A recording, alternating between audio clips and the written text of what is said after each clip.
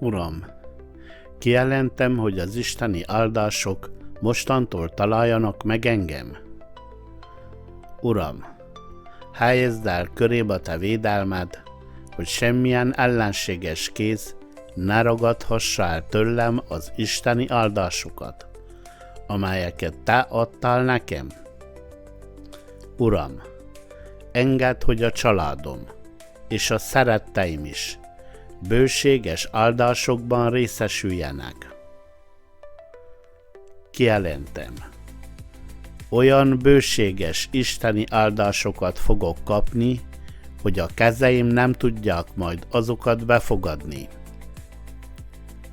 És minden lépésem, amelyeket megteszek, vezessen engem egyre több és több isteni áldás felé. És a reménységnek Istene pedig töltsön be engem és a családtagjaimat minden örömmel és békességgel a hitünkben, hogy bővölködjünk a reménységben a Szentlélek ereje által.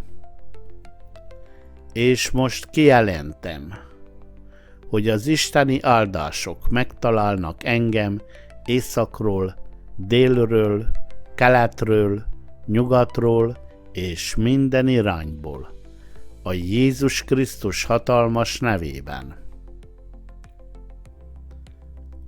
Uram, hadd kerüljek be a megválaszolt imáim birodalmában, mert boldog ember az, akinek Istene az Úr. Halleluja! Amen!